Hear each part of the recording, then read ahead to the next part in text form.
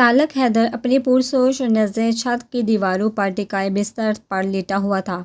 اس کا ذہن بہت تیزی سے کام کر رہا تھا۔ یکایک موبائل پر ہوتے رنگ سے اس کا ارتعاش ٹوٹا تھا۔ اس نے سائڈ ٹیبل پر رکھا سیل فون اٹھا کر دیکھا تو اسکرین پر عدنان کا نام جگمگا رہا تھا۔ اس کے ہونٹوں پر ہلکی سی مسکراہٹ آ گئی۔ اس نے فون ریسیو کر کے کان سے لگایا۔ دوسری جانب عدنان تو گویا بپھرا بیٹھا تھا۔ اس کے کچھ کہنے سے پہلے ہی وہ شروع ہو گیا۔ حد ہوتی ہے یار سالک، تمہیں کچھ اندازہ بھی ہے کہ میں تمہارے لیے کتنا فکر مند ہوں؟ اب ذرا میں بولنے کے قابل ہوا ہوں تو سوچا کہ خود بادشاہ سلامت سے پوچھنے کی زحمت کر لوں کہ حضور اتنی افراتفری میں آئے اور اسی رفتار سے واپس کیوں ہو لیے؟ اس کے غصے سے تلملائی آواز پر سالک حیدر کا قہقہ بے ساختہ گونجا تھا۔ کام ڈاؤن، بتاتا ہوں تمہیں سب کچھ، نہایت تحمل سے سنو نا، کیونکہ بات ذرا لمبی ہے اور اہم بھی۔ اس نے اسما بیگم والا قصہ عدنان کے گوشے گزار کر دیا۔ عدنان اس کا مخلص دوست تھا، تو اس نے اس سے شیئر کرنا ضروری سمجھا، جبکہ دوسری جانب عدنان حیرت کے سمندر میں غوطے کھا رہا تھا۔ اس کا مطلب جس لڑکی کو تم نے کڈنیپ کیا وہ تمہاری پھپھو زاد ہے؟ عدنان کو یقین کرنا مشکل ہو رہا تھا۔ بالکل، اور اب تمہیں کچھ بتانا ہے جو کہ بہت اہم ہے، میری پہلی بات سے بھی زیادہ۔ سالک حیدر نے بالوں میں ہاتھ پھیرتے ہوئے کہا۔ بولو۔ عدنان ہی متان گوش ہوا۔ عدنان، تمہیں یاد ہے ایک بار تم نے مجھے کہا تھا کہ بعض اوقات شدید ترین نفرت کا اختتام شدید ترین محبت پر ہوتا ہے؟ اس وقت مجھے تمہاری یہ بات سوائے فضولیات کے اور کچھ نہ لگی تھی، لیکن اب جب میں خود اس دور سے گزر رہا ہوں تو سمجھ آئی ہے کہ تم نے بالکل صحیح کہا تھا۔ اس نے آنکھیں بند کر کے جذب بڑے لہجے میں گویا ایک بار پھر خود ہی اعتراف کیا۔ واٹ؟ یہ تم کیا کہہ رہی ہو؟ مجھے کچھ سمجھ نہیں آ رہی۔ تمہارا کہنے کا مطلب یہ ہے کہ تمہیں محبت ہوگی؟ مجھے محبت ہوگی، مگر کس سے؟ کیا جو میں سمجھ رہا ہوں بات وہی ہے؟ عدنان نے بے یقینی سے چور لہجے میں پوچھا۔ آج وہ اسے جھٹکوں پر جھٹکے دیے جا رہا تھا۔ بالکل سوہا مراد سے مجھے محبت ہو گیا، بلکہ یہ کہنا غلط نہیں ہوگا کہ مجھے اس سے عشق ہو گیا ہے۔ اس کا انداز اسے رہزن کی مانند تھا جو راستے میں ہی اپنا سب کچھ لوٹا بیٹھا ہو۔ یار سالک، یہ واردات ہوئی کیسے؟ مجھ پر رحم کر میرے یار، میں ابھی ہاسپٹل میں جان چھڑوا کر آیا ہوں، تو مجھے پھر کیوں وہی بھیجنا چاہتا ہے؟ عدنان کے التجائیہ انداز پر سالک حیدر نے بمشکل اپنی مسکراہٹ ضبط کی۔ کچھ نہیں ہوتا، تمہیں فکر نہ کرو۔ تم میری بات سنو، مجھے فوری طور پر کل ہی کچھ کرنا ہوگا۔ جیسا کہ تمہیں پتہ کہ ہمارے یہاں خاندان سے باہر شادیاں نہیں ہوتی۔ اس بات کا خیال کرتے ہوئے بچپن میں پروشا کو مجھ پر مسلط کر دیا گیا تھا، جبکہ میں نے اسے ایک لائف پارٹنر کے طور پر کبھی پسند نہیں کیا۔ اس کے اور میرے مزاج میں زمین آسمان کا فرق ہے۔ بطور کزن مجھے اس سے کوئی مسئلہ نہیں، لیکن میں اسے اپنی زندگی میں شامل نہیں کر سکتا۔ یہ تو میں پہلے بھی نہ کرتا، اب تو خیر یہ ناممکنات میں سے ہے میرے یار، اس نے مضبوط لہجے میں کہا۔ کیا مطلب؟ تم کل کیا کرنے والے ہو؟ یار تم کچھ ایسا نہ کرنا جس سے حویلی میں قیامت برپا ہو جائے۔ مجھے نہیں لگتا کہ سوہا مانے گی اس بات کے لیے، یہ بہت مشکل ہے۔ کیا تم نے اس سے معافی مانگی اپنی زیادتی کی؟ اور سالک، کیا یہ ان کے فیصلوں سے بغاوت نہیں ہوگی؟ عدنان نے اپنا خدشہ ظاہر کیا۔ میری دل نے بھی تو مجھ سے بغاوت کی ہے نا، اس کا کیا کروں یار؟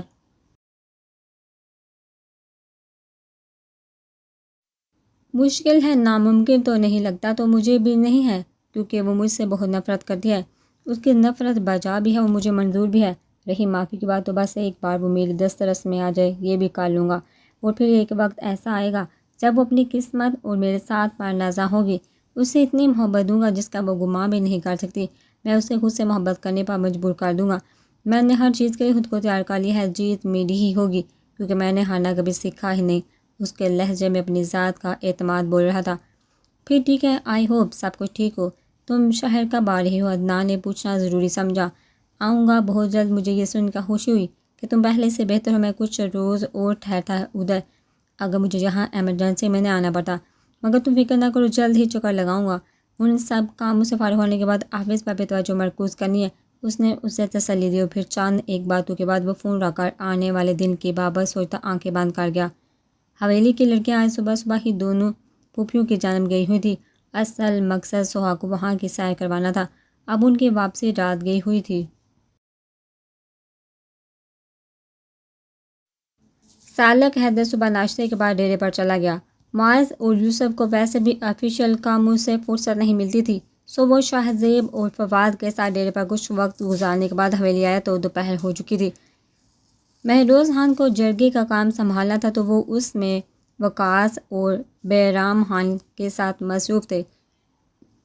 وہ بی جان سے ملاقات کی غرض سے ان کے کمرے کی جانب آئے کیونکہ ان سے کل بھی ملاقات نہ ہو سکی تھی، اور آئے تو ہے وہ کسی مقصد کے تحت آیا تھا۔ اس نے سلام کیا تو بی جان اسے حفقی بڑے انداز میں دیکھتے ہوئے شکورہ کے ہاتھوں سے پان لے کر منہ میں رکھتے اسے باہر جانے کا اشارہ کر گئی۔ بی جان سلام کا جواب دینا ہر مسلمان پر فرض ہے۔ شکورہ کے جانے کے بعد وہ دونوں ہاتھ جیبوں میں ڈالے مسکراہٹ دبا کر کہتا بیٹھ کے نزدیک آ کھڑا ہوا، بات مت کر مجھ سے، حد ہی ہوگی، جب میں تجھ سے بات نہیں کرنا چاہتی تو کیوں آیا ہے؟ انہوں نے رخ موڑ کر غصے سے پان چباتے ہوئے کہا تو سالک کا کہکا بہت جاندار تھا۔ اس وقت اسے کوئی اور ایسے ہنستے دیکھتا تو حیرت کے زیادتی سے شاید مار ہی جاتا۔ بی جان میری بات تو سن لے، مجھے معلوم ہے آپ اور امی جان بلکہ علیز اور لالا بھی مجھ سے ناراض ہیں، لیکن میں اپنی نفرت کے آگے مجبور ہو گیا تھا۔ میں جانتا ہوں وہ میری بہت بڑی غلطی تھی۔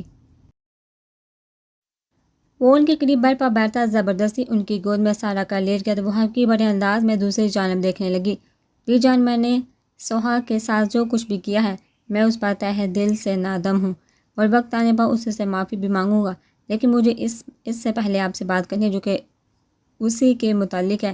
اس نے بی جان کا ہاتھ تھام کر اپنے سینے پر رکھتے ہوئے کہا، پہلے تو میری بات سن، اسما کو سب پتہ چل گیا ہے، اسے سوہا نے سب بتا دیا ہے، اور بلا بتاتی بھی کیوں نہ، وہ ماں ہے اس کی، اسے پتہ چلنا ہی تھا۔ تجھے سوہا کے ساتھ اپنا رویہ ٹھیک کرنا ہوگا کیونکہ وہ بھی اب اسی حویلی کی فرد ہے۔ اس نے کہیں نہیں جانا۔ میں تو سوچ رہی ہوں جلد از جلد اس کے لیے کوئی حتمی فیصلہ کر لوں تاکہ اسما کی فکر دور ہو۔ اس کا نکاح اسی حویلی میں ہوگا ہماری روایت کے مطابق انشاءاللہ۔ بی جان کہتے کہتے پھر جیسے کچھ سوچ کر اب دیدہ سی ہوگی وہ جھٹکے سے اٹھ کر بیٹھ گیا۔ بی جان میں آپ سے اسی متعلق بات کرنے آیا ہوں۔ مجھے آپ سے یہ کہنا ہے کہ میں پرویز شاہ سے کسی قیمت پر شادی نہیں کر سکتا، میں سوہا سے شادی کرنا چاہتا ہوں۔ اس نے تو جیسے بنا کسی لحاظ کے بی جان کے سر پر دھماکہ کر دیا تھا۔ بی جان کے کمرے کی جانب آتی اسما بیگم کی آنکھوں کے سامنے سالک حیدر کے منہ سے الفاظ سن کر اندھیرا سا چھا گیا۔ انہوں نے بامشکل دیوار کا سہارا لیا۔ تم ہوش میں تو ہو حیدر؟ کیا بکواس کر رہے ہو یہ؟ بی جان غصے سے بارود ہوتے اٹھ کھڑی ہوئی۔ سالک حیدر بھی بر سے اٹھ کر ان کے مقابلہ کھڑا ہوا۔ میں جو کہہ رہا ہوں مکمل ہوش و حواس میں کہہ رہا ہوں۔ میں نے پرویز شاہ کے لیے کبھی سا نہیں سوچا۔ میں اسے ناپسند نہیں کرتا لیکن میں اس سے شادی نہیں کرنا چاہتا۔ وہ دوست پڑے لہجے میں بولتا ان کی جانب سے رخ موڑ کر کھڑا ہو گیا تھا۔ بی جان یوں خود کو سنبھالے کھڑی تھی جیسے ابھی نیچے گر جائیں گی، جبکہ اسما بیگم اب لرزے قدموں سے کمرے کے دروازے پر کھڑی ہوئی تھی۔ تو کیوں ہمیں زندہ درگور کرنا چاہتا ہے حیدر؟ کیوں بول؟ پہلے بھی تو نے کیا کم ہمیں ذہنی اذیت سے دوچار کیا ہے جو اب یہ نیا شوشہ چھوڑ دیا ہے؟ کہ اب بھی تیرا بدلہ پورا نہیں ہوا؟ جان چھوڑ دے اس معصوم کی اب۔ بی جان پھپک کر رو پڑی اور غصے سے بال کھاتے اس کے سامنے جا کھڑی ہوئی جبکہ وہ بے بسی سے بی جان کو دیکھنے لگا۔ بی جان میں جو کہوں گا دل سے کہوں گا، منافقت سے کام لینا میرا شیبہ نہیں ہے۔ حقیقت تو یہ ہے کہ میں سوہا سے محبت کرنے لگا ہوں۔ یہ سب کچھ میرے ساتھ اتنا اچانک اور غیر ارادی طور پر ہوا ہے کہ میں خود اپنی حالت سمجھنے سے قاصر ہوں۔ آپ میرا یقین کریں میں اب اس کے بغیر نہیں رہ سکتا، ہرگز نہیں۔ اس نے بی جان کے ہاتھوں کو تھام کر کہا تو وہ پھٹی پھٹی آنکھوں سے اسے دیکھنے لگی۔ یہ وہ کیا کہہ رہا تھا؟ اور اگر میری شادی سوہا سے نہ ہوئی تو یہاں کوئی بھی اس خوش فہمی میں نہ رہے کہ میں پرویز شاہ سے شادی کروں گا، وہ چاہے میرا نام بھر ایسے ہی ساری عمر بیٹھی تھے، میں اس سے شادی نہیں کروں گا۔ اس میں نقصان اسی کا ہی ہے، میں پہلے ہی وارن کر رہا ہوں۔ وہ سرد لہجے میں بولتا بی جان کو بے سکونی کے گہرے سمندر میں پھینک گیا تھا۔ بی جان کہ آپ کو میری آنکھوں میں صداقت نظر نہیں آتی؟ وہ چاہے مجھ سے ہزار نفرت کرے، میں اپنی محبت سے اس کی نفرت کا خاتمہ کر دوں گا۔ Believe me. وہ بالوں میں ہاتھ پھیرتے بی جان کے پتھرائے چہرے کو دیکھتے ہوئے بولا، وہ نہیں مانی کہ پرویز شاہ پر کیا گزرے گی۔ یہ سن کر اس بارے میں سوچا تو نے؟ ایک طوفان برپا ہو جائے گا حویلی میں۔ گلنار کو کیا جواب دوں گی میں حیدر؟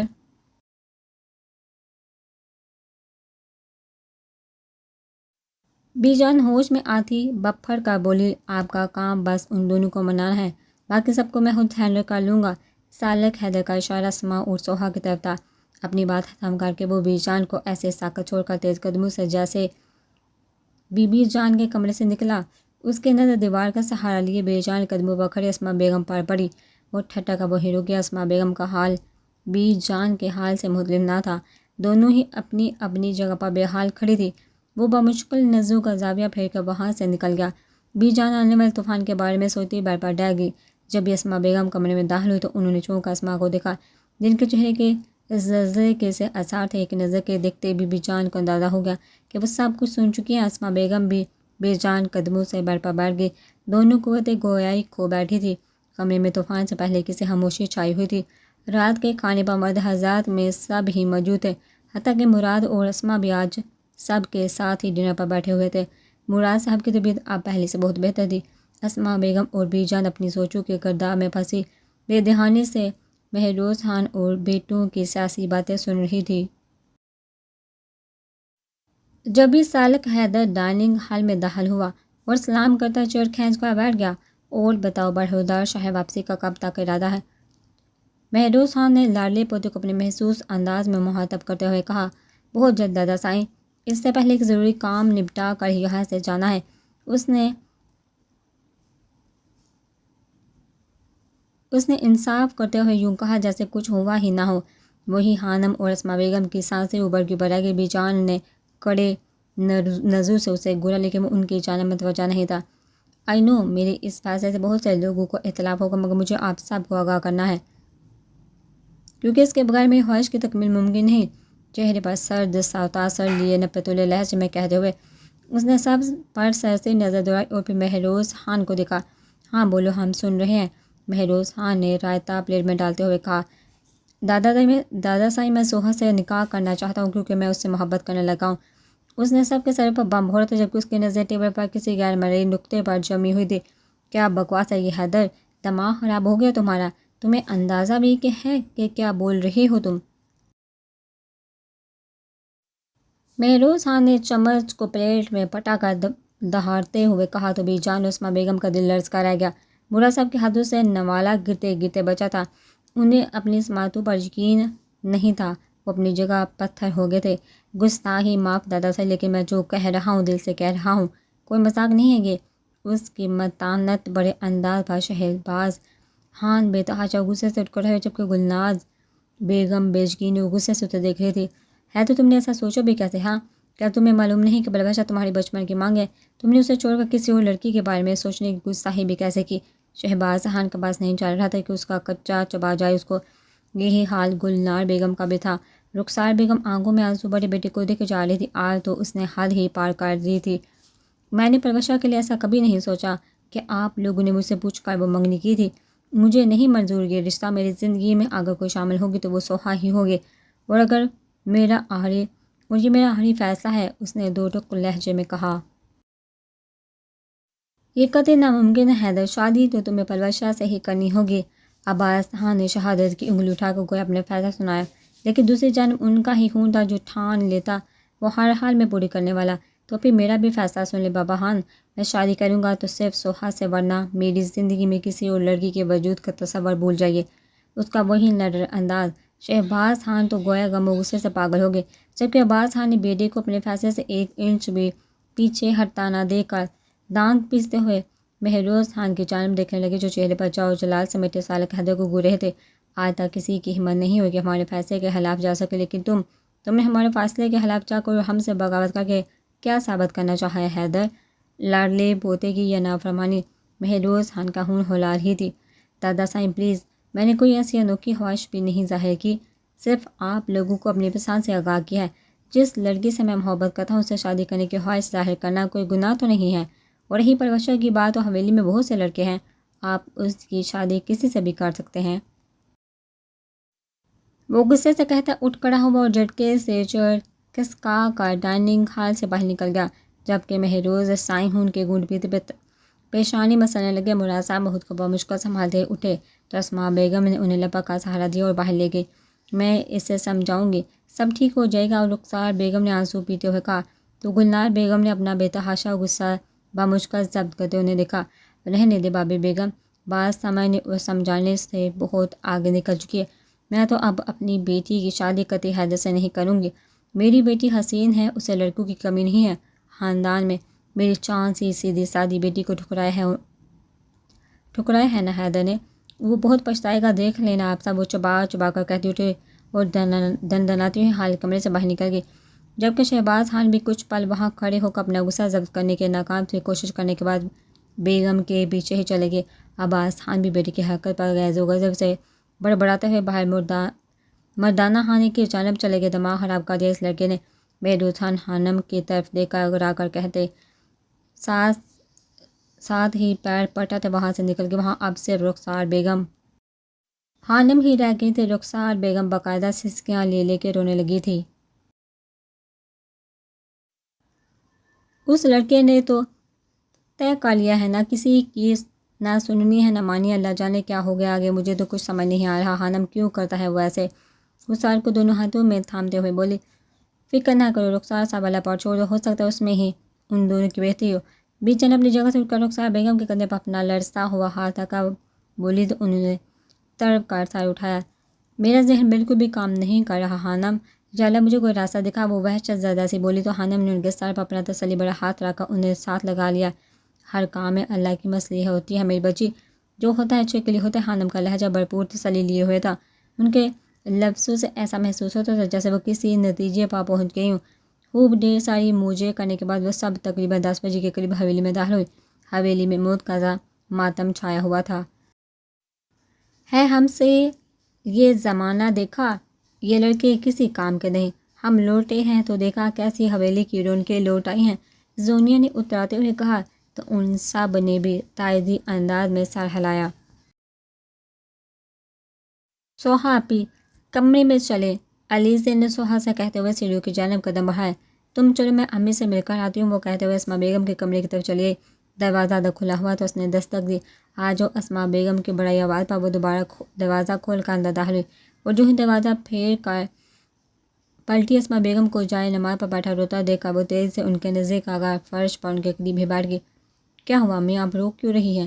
کسی نے کچھ کہا ہے یا بتائیے؟ وہ پریشان ہو گئی تھی اور پھر ذرا سا گردن موڑ کر بیٹھ کے جانب دیکھا تو مراد صاحب بیڈ پر بیٹھے پیشانی مستے نظر آئے، وہ بے احتیاط اٹھ کھڑی ہوئی۔ کیا ہوا امی بابا خدا نے کچھ تو بتائیے، کیا نانا سائی نے کچھ کہا ہے؟ وہ ہنستے ہوتے ہوئے بولی تو اسماء بیگم بھی اٹھ کر کھڑی ہوئی۔ سوہا حیدر نے پروشہ سے شادی سے انکار کر دیا ہے، جبکہ وہ اس کے بچپن کی مانگ ہے، وہ کہہ اسماء بیگم کے دے الفاظ منہ میں ہی رہ گئے جب اس نے ناگواری سے انہیں ٹوک دیا۔ امی آپ کو اس شخص کی فکر کرنے کی بالکل بھی کوئی ضرورت نہیں ہے، ہماری بلا سے باڑ میں جائے، آپ کو بہت فکر ہو رہی ہے اس کی۔ کیوں؟ وہ کلر سے وہ دانت پیس کے بولی، تمہیں پتہ بھی ہے سوہا کہ اس نے پروشہ کو ٹھکرا کر کس لڑکی سے شادی کرنے کی خواہش ظاہر کی ہے؟ تم سے کہا ہے اس نے شادی کرنے کا، سب کے سامنے اس نے یہ بات کی ہے، اس کا کہنا کہ اسے تم سے محبت ہو گئی ہے۔ اسماء بیگم ضبط کھو کر گٹی گٹی آواز میں چلاتے ہوئے بولی، سوہا کو جو محسوس ہوا اس کے سر پر آسمان آ گرا ہو۔ کیا یہ آپ کیا کہہ رہی ہیں امی؟ اس گھٹیا شخص کی ہمت کیسے ہو میرے بارے میں ایسا سوچنے کی؟ میں اس کو نہیں چھوڑوں گی، اس نے مجھے کیا سمجھ رکھا ہے؟ وہ غم و غصے سے پاگل ہو کر چیخ اٹھی تھی، اس کی آواز بے تحاشا تیش کے اس پر پھٹ سی گئی تھی۔ اس سے پہلے کہ اسماء بیگم مزید کچھ کہتی، وہ جارحانہ انداز میں دروازے کی سے مطلب کی اور دروازہ کھول کر انہی خطرناک تیوروں سمیت سیڑھیاں چڑھتے ہوئے سالک حیدر کے کمرے کی طرف بڑھ گئی۔ غصے کی زیادتی سے اس کا چہرہ بے تحاشا لال، جبکہ آنکھوں میں سرخی اتر آئی تھی۔ وہ سالک حیدر کے کمرے کے آدھے کھلے دروازے کو زوردار آواز میں دھکیلتی اندر داخل ہوئی۔ وہ چیئر پر بیٹھا سگریٹ پی رہا تھا، دروازے کی آواز پر اس سمت پلٹ کر دیکھا۔ سالک حیدر خان، تمہاری جرأت بھی کیسی ہو کہ تم میرے لیے ایسی باتیں کرو؟ تم نے یہ سوچا بھی کیسے بولو؟ تم جیسے انسان سے شادی کرنے سے بہتر ہے کہ میں زہر کھا کر مر جاؤں۔ کیوں کہا تم نے ایسا؟ تم میرا پیچھا چھوڑ کیوں نہیں دیتے گھٹیا انسان؟ وہ ضبط کھوتی چیخ کر بولے، جبکہ وہ اطمینان سے سگریٹ ایش ٹرے میں مسلتا ہوا اٹھ کھڑا ہوا۔ مجھے آپ ہی کا انتظار تھا محترمہ سوہا مراد، آپ نے جو سنا ٹھیک سنا۔ وہ چلتا ہوا اس کے سامنے آ کھڑا ہوا، اس کی آنکھوں میں آنکھیں ڈال کے اطمینان سے بولا، جہاں اس کے لیے نفرت کی چنگاریاں پھوٹی تھی اور غیظ و غضب سے اس کا تنفس بگڑا ہوا تھا۔ کسی بھول میں مت رہنا سالک حیدر، سمجھے تم، تمہاری کسی بھی گھناؤنی سازش کو میں کامیاب نہیں ہونے دوں گی۔ سنا تم نے؟ میں اپنی جان لے لوں گی لیکن تم سے شادی مر کر بھی نہیں کروں گی۔ تم جیسا گھٹیا انسان میں نے اپنی زندگی میں نہیں دیکھا۔ انسانوں کے نام پر دبا ہو تم اور محبت، تم جیسا انا پرست اور جابر انسان کیا جانے محبت کسے کہتے ہیں؟ تم نے میرے بارے میں ایسا سوچنے کی جرأت بھی کیسے کی سالک حیدر؟ وہ مٹھیاں بھیج کر نفرت سے بینچے بینچے لہجے میں چلائی، چہرے سے جیسے خون چھلک اٹھا تھا۔ پہلی بات کہ بطور مسلمان حرام موت کو گلے لگانے کے خواب دیکھنا تمہیں زیب نہیں دیتا، اور دوسری بات میری تعریفوں کے لیے بہت بہت شکریہ۔ یقین مان اتنی خوبصورتی سے میری تعریف آج سے پہلے کسی نے نہیں کی، اور آخری بات، جس خواہش کا میں نے اظہار کیا ہے وہ پوری ہوگی، اور ضرور ہوگی۔ تمہاری خون میں اگر ضد ہے تو میرا بھی خمیر اسی مٹی سے آتا ہے، اور رہی محبت کی بات تو کوئی نہیں، نکاح کے بعد تم مجھے اور بھی اچھی طرح گائیڈ کر دینا محبت کے بارے میں۔ اس کی باتوں پر سہا کا دماغ گم گیا تھا، اس کا بس نہیں چل رہا تھا کہ وہ اس شخص کو کچا چبا جائے۔ ماری بے بسی سے اس کی آنکھوں کے گوشے نم ہوئے تھے۔ میری سوچ سے بھی زیادہ گھٹیا اور بےہودہ انسان ہو تم۔ اللہ کے لیے تم مر جاؤ سالک حیدر۔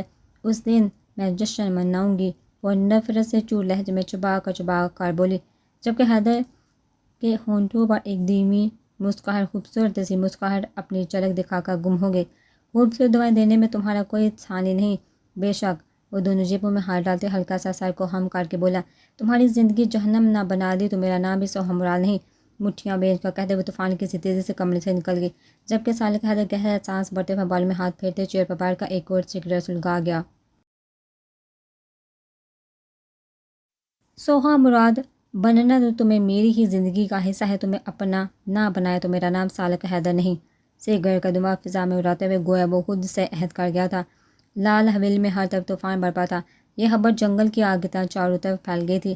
ہر کوئی اپنی جگہ حیران و پریشان تھا۔ یوسف کو تو صحیح معنیوں میں آج سالک کے اضطراب کی وجہ سمجھ آئی تھی۔ پرویز شاہ کے بھائیوں کا حال بھی شہباز خان سے مختلف نہ تھا۔ گلنار بیگم نے جیسے ہی پرویز شاہ کو سب بتایا تو وہ تو جیسے مرنے مارنے پر تل گئی تھی۔ میں اس ڈائن کی جان لے لوں گی امی جان، اس نے میرا سب کچھ چھین لیا، اب سمجھ آئی کہ اس کی اتنی حمایت کیوں کی جا رہی تھی۔ میں اس کو جان سے مار دوں گی، چلا کر اس کا گلا خشک ہو گیا تھا، جبکہ گلنار بیگم بیٹی کو حق پر جانب سمجھ رہی تھی، جب بھی کچھ نہ کہا۔ پرویز شاہ، مجھے نہیں لگتا کہ اس میں سوہا کا کوئی قصور ہے، اسے تو خود اس بابت اب پتہ چلا ہوگا۔ شاہ زیب کے کہنے پر فواد نے بھی اس کی تائید کی، جبکہ پرویز شاہ کو تو گویا آگ ہی لگے۔ چپ، خبردار جو اس سبز قدم کے بارے میں ایک لفظ بھی دفاع کا بولا، سارے فساد کی جڑ وہی ہے۔ پیٹھ پیچھے عاشقی کا چکر چلایا اور سب کے سامنے معصوم بنی رہی۔ اس نے مجھ سے سب کچھ چھین لیا، میں اس کا خون پی جاؤں گی۔ یک وہ اٹھی، خطرناک تیورو سمیت کمرے سے باہر نکلنے کو تھی کہ فواد نے سختی سے اس کا ہاتھ پکڑ کر روکا۔ گلنار بیگم ہاتھوں میں سر تھامے بیٹھی ہوئی تھی۔ کہاں جا رہی ہو؟ ہاں، سوہا کے پاس، تم اسے کچھ نہیں کہو گی؟ پرویز شاہ، اس سب معاملے میں اس کا کوئی قصور نہیں ہے۔ فواد کے کہنے پر پرویز شاہ نے ایک زوردار قہقہ لگایا، وہ خوش و خواہش سے بیگانہ لگ رہی تھی۔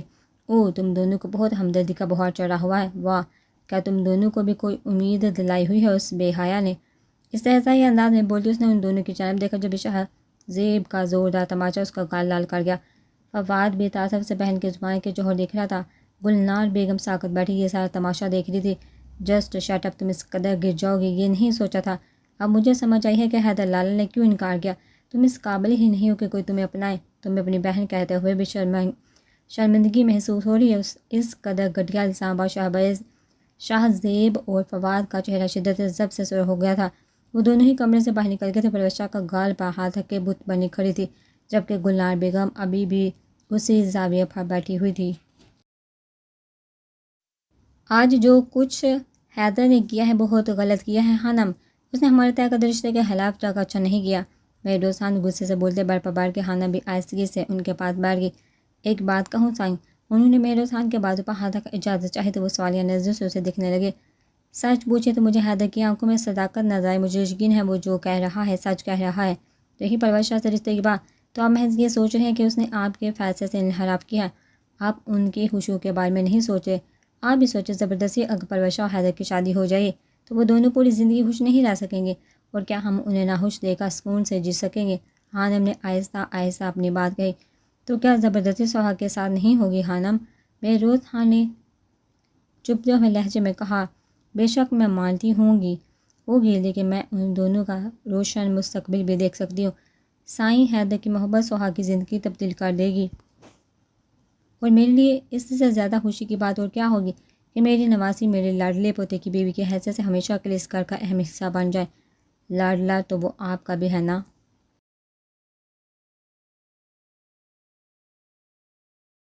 آپ بس بسم اللہ کریں، انشاءاللہ ہمیں اپنے فیصلے پر کبھی پچھتاوا نہیں ہوگا۔ مجھے اپنے خون پر پورا بھروسہ ہے سائیں۔ انہوں نے ان کے شانوں کو دھیرے دھیرے سہلاتے ہوئے کہا تو فیروز خان پرشوق انداز میں انہیں دیکھنے لگے۔ خانم، آج تک ہماری بیٹی کو بھی جرأت نہیں ہوئی کہ وہ ہمارے فیصلوں پر انگلی اٹھا سکے، لیکن حیدر کے سامنے ہم ہمیشہ بے بس ہو جاتے ہیں، نہ جانے کیوں۔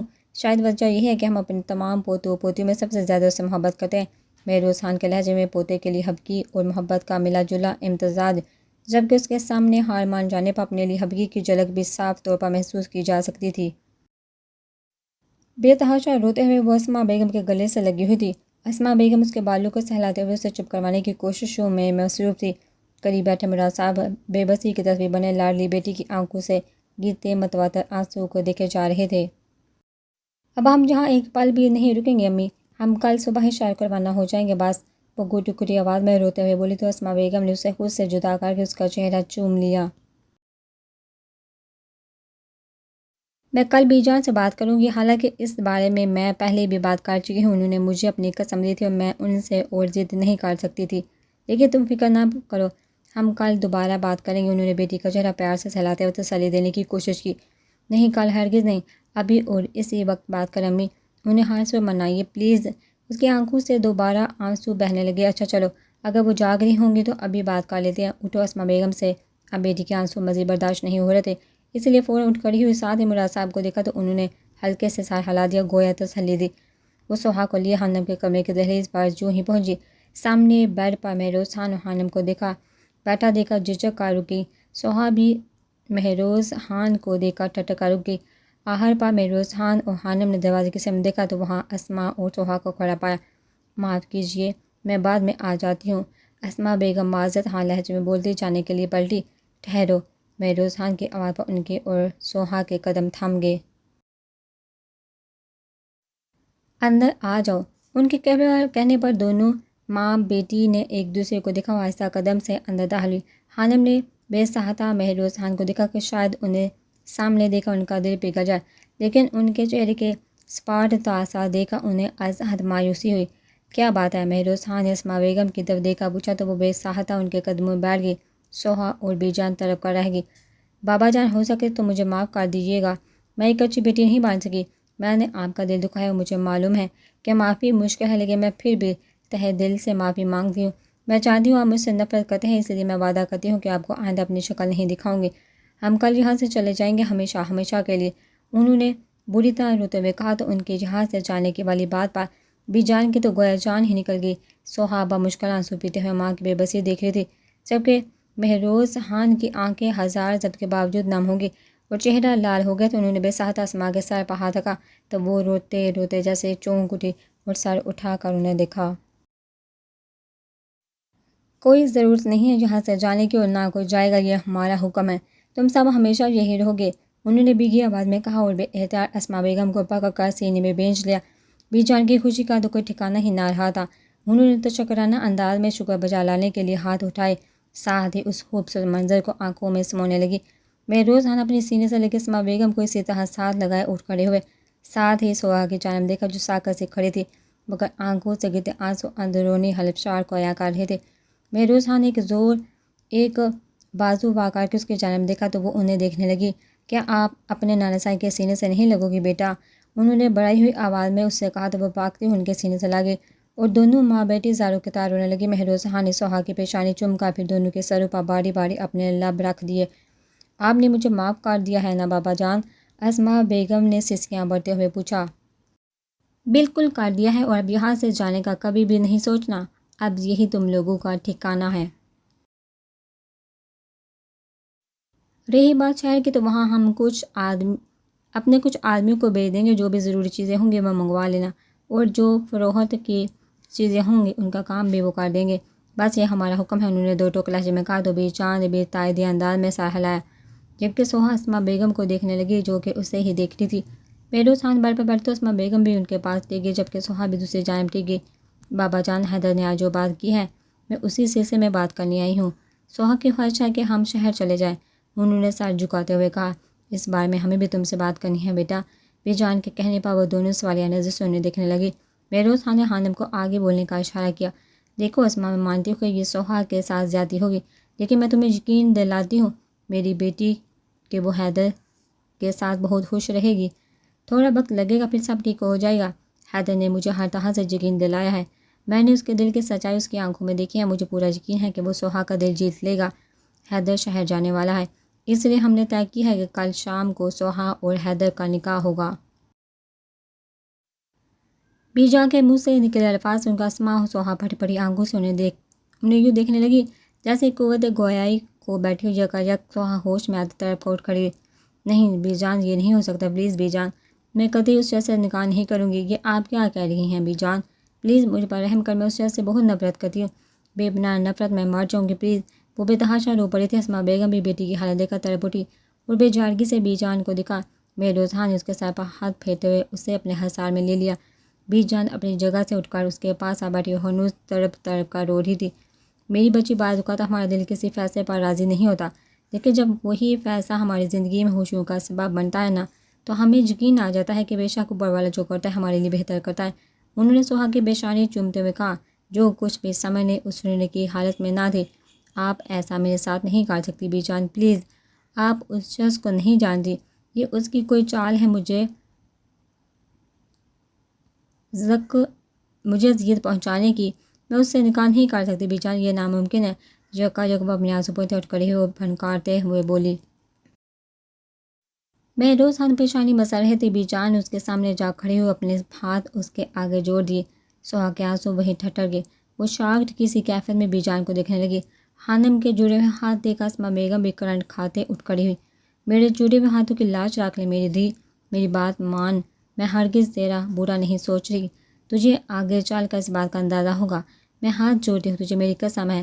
سوہا نے تڑپ کر ان کے جڑے ہوئے ہاتھوں کو کھولا اور جیسے بے بسی سے چور انداز میں ان کے گلے لگ کر دہائیاں مار مار کر رونے لگی۔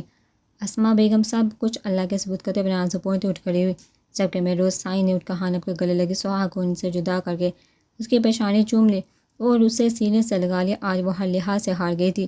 سالک حیدر کی اس کے دل میں نفرت اور حقارت اور بد دعاؤں میں کچھ اور بھی اضافہ ہو گیا تھا۔